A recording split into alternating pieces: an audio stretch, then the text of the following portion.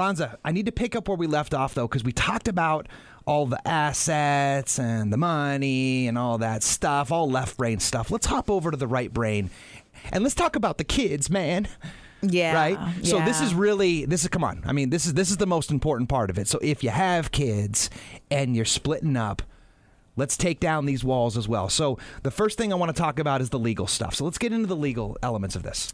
All right. So, yeah, when it comes to the kids going through a divorce, your divorce in general, you're dealing with people's two most valuable possessions, right? Their kids and really their money. So I'm glad you put those in chronological order, though. I had to think about it. That was wise of you. No. So what people don't understand, like I got people coming into the office saying, I want 100% custody, or we agreed to 50-50. Well, which one? There are two different kinds. There's legal custody and there's physical custody. Legal custody in California is who gets to make the decisions for your kid, their medical, school, all that, who makes the decisions. And typically both parents equally get 50-50. So hold on. So when you hear about who gets custody, what I'm hearing you say is that there's actually two answers to that every time. Right.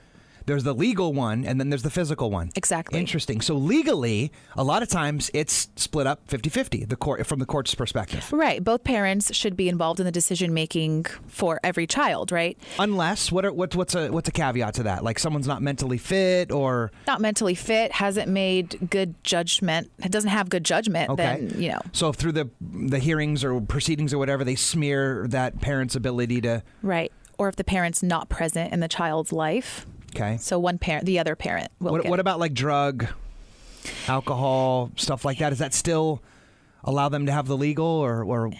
Jesse, from my experience, California judges do not like stripping away these rights for parents. You have to do something really messed up. Like I've seen, recovering drug addicts and alcoholics still get joint legal custody. Mm-hmm. That's because California judges just don't like stripping away. Well, and that's fair. I mean, for goodness sakes, it's a disease. It's time we start talking about it that way. Right. Fair enough. Okay, so let's move on. So legal, boom. What about the physical, though? Physical is who does the child get to live with and for how long. So, the primary residence of the child will be at one parent's house, and then how often they see the other parent who they don't live with, that's called timeshare and visitation. Okay, so like this is the classic scenario where like, oh, I get him on the weekends kind of thing. Right, exactly. Okay, so this is Truth Radio, so this we can get that on the internet, right? That's all. That's mm-hmm. fluff and puff, as you said earlier. So let's dig down into this. So what are some ways that you've seen people, either in a first-hand or second-hand account, manipulate that? So legal custody, okay, like you said, we got it. The real variable becomes physical custody and timeshare, because the twisted concept that mostly everyone has figured out going through a custody battle, they understand early on that child support goes hand in hand with child custody and visitation. Interesting. What does that mean? So that means the more you see your kid, the less money you have to pay in child support. The more you see your kid, the less money you have to pay in child support. Right. Okay. The less you see your kid, the more money you have to pay in child support. Okay. And that's basically a timeshare percentage that's thrown into a formula that the courts use to calculate child support. Seems to make sense. So you come up with a number about what it takes to sustain the kid, for whatever that means. Exactly. And then it's broken up as a percentage or ratio based on who is seeing them how much time. Right. And then the sad truth is that this causes people to fight over their children for all the wrong reasons. And I would say that at least half of my cases involve one parent who's alienating the other parent from the child, basically in the sole interest of just getting more money out of that parent. And I cannot stress the importance of not being passive. Especially with the fathers, I see it over and over again. Mom won't let dad see the kids. She comes up with 1,000 excuses why. Dad becomes exhausted from trying so much. And in order to avoid confrontation, he starts to back off, doesn't want to involve the police. And no, don't do that. Those are your children as much as they're her children. So be aggressive, in a peaceful way, of course, and just make sure you don't back off is my only advice that I can give those parents that feel like they're being alienated. Can I? So I feel like that's one of those facts right now that's like kind of like trying to jam into my brain. Like I can kind of see it.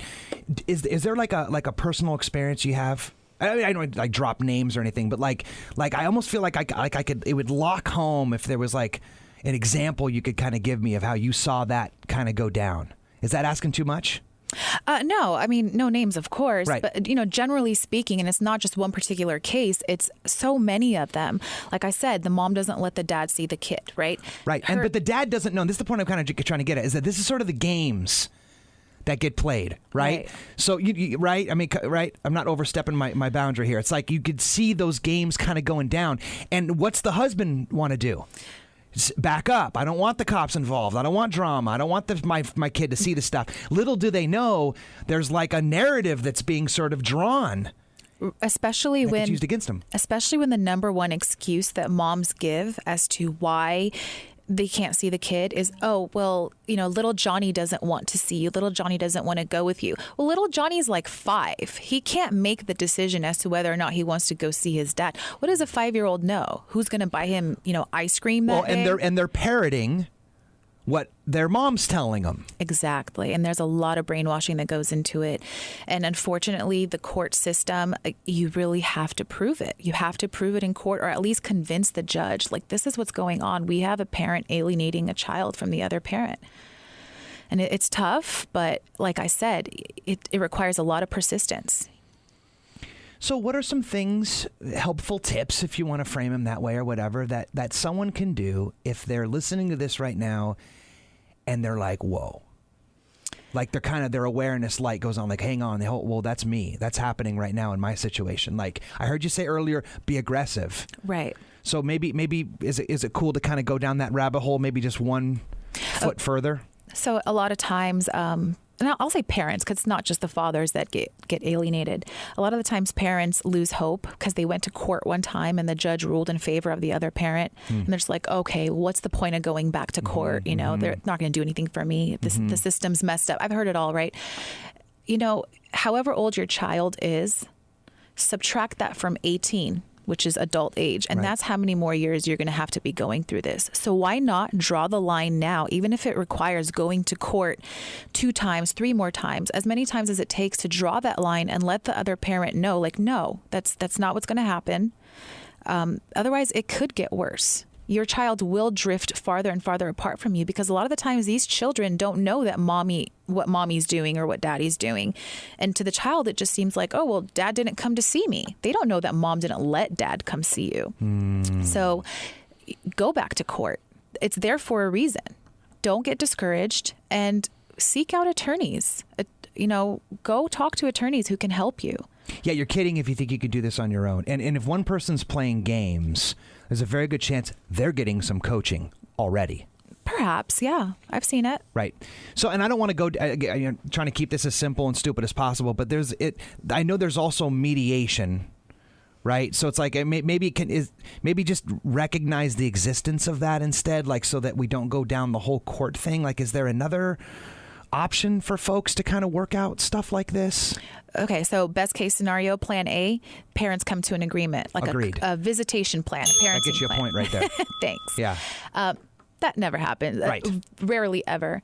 So, okay, next step, plan B. We'll send you guys to the court. We'll send you to mediation with a neutral third party, counselor, therapist assigned by the court to meet with both parents and come up with a parenting plan. And that's the next best thing because the court wants you to agree. They want you to, have a say in what the parenting plan should be. And the honest truth really is the court's so backed up.